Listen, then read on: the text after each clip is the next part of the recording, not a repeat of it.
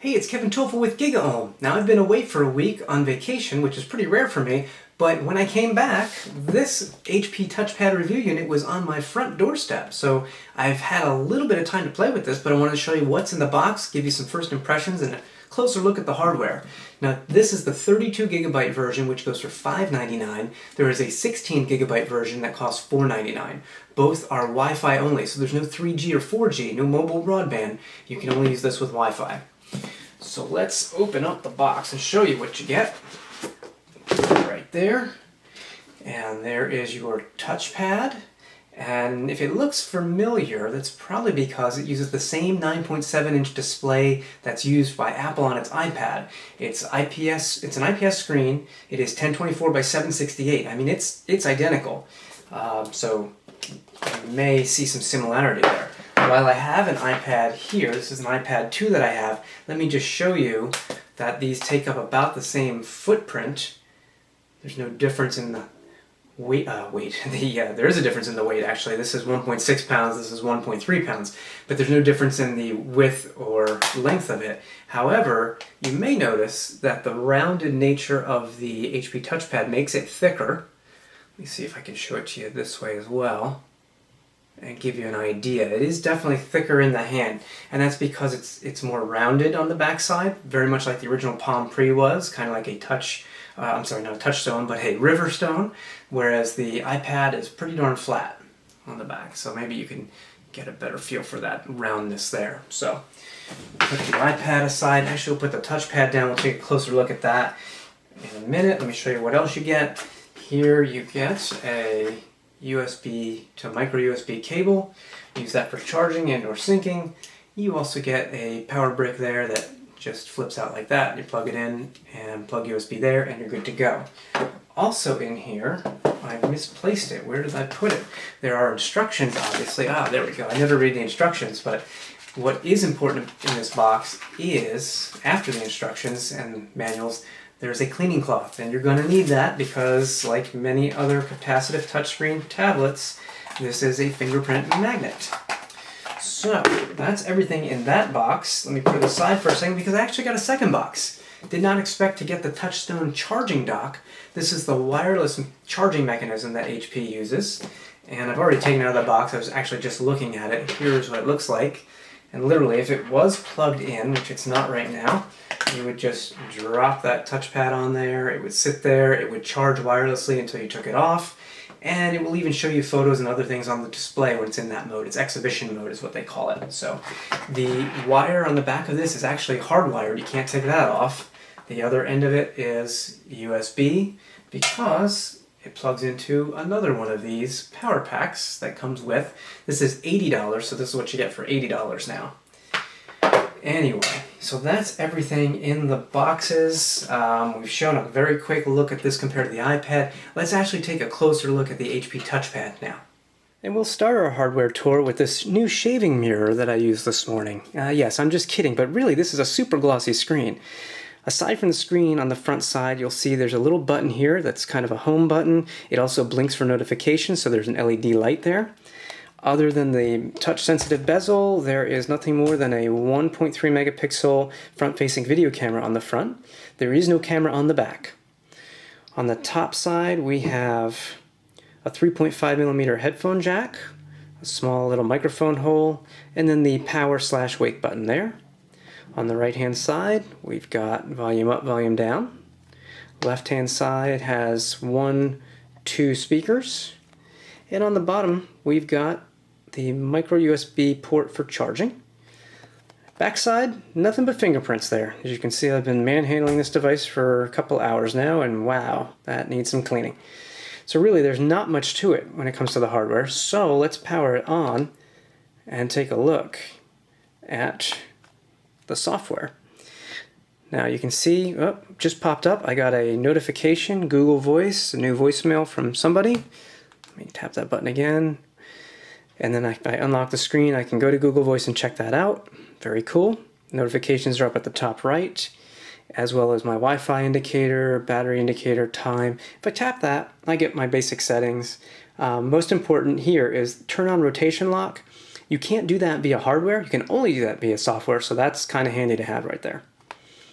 All right, so down at the bottom, we've got a dock with internet, email, calendar, messaging, photos, and wait for it.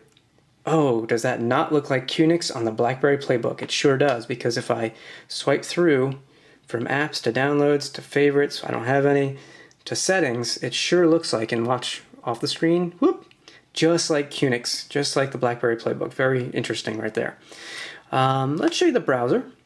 We'll open up a couple of cards, and we will go to do a quick search so I don't have to type as much. The keyboard looks pretty good. I haven't used it enough to really pass judgment yet. The browser itself is really good. I do like this. It's very desktop-like. Responsive. Looks good. Zooms in, zooms out.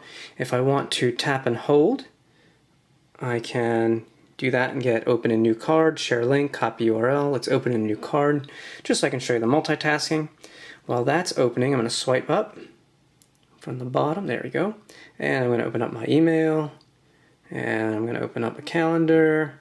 And so we got all these things going on here, and we can just go back and forth between the two. Let's go back here. You can see that it groups the two like cards together. Both of these are internet. I can tap the one to go to the other one, swipe up and go back. I can throw a card away, just like so. I want to show you the email client, which is pretty solid, because if I, let's see, let me find, here we go. Let me find an email. So you've got your accounts on the left, you've got your emails here, and then the actual email that you've selected shows on the right. But down at the bottom, you can slide that over and have it take up the entire screen, which is nice. Or you can have it that way, which is also nice. Or you can slide it back. It's all up to you. I kind of like that. Very handy. So get rid of that.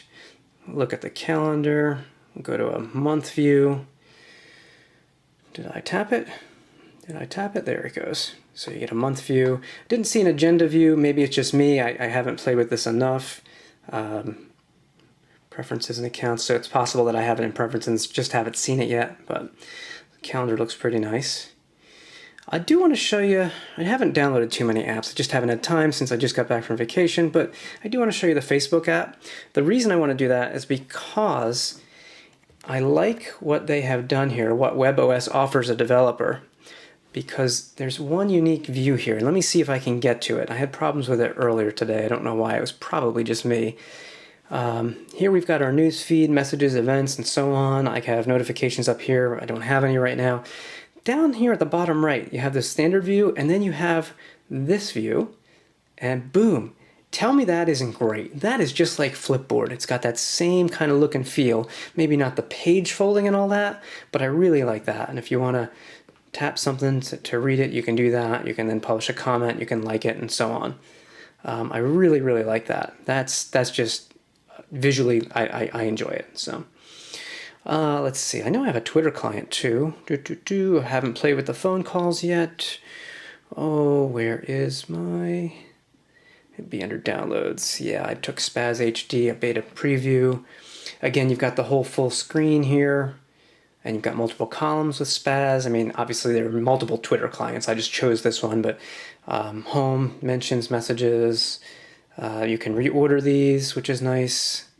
There we go. Flip them back and forth.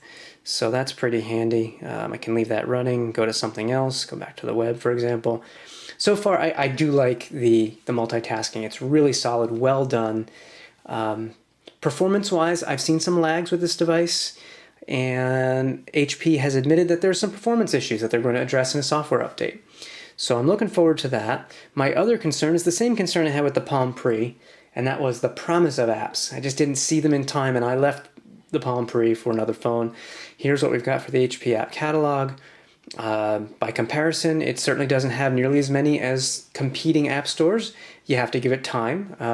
My hope is that it doesn't take too long, because as of right now, there's very little that differentiates the device in terms of third-party software. WebOS is different, the multitasking is different, the wireless docking is different, but is that enough for people? I'm not sure when you compare this to a comparably priced iPad or even an Android tablet. So, but anyway, you can navigate through here in the app catalog and so on and see what's here. Featured apps, there's 22 featured apps right now. You know, it's going to take time. So in the meantime, while that happens, I am going to spend more time with the HP Touchpad. And I'm going to get my thoughts down in a full review, and we're going to take a look and take a deeper dive at this and see if it's worth the $4.99 or $5.99 compared to the competition.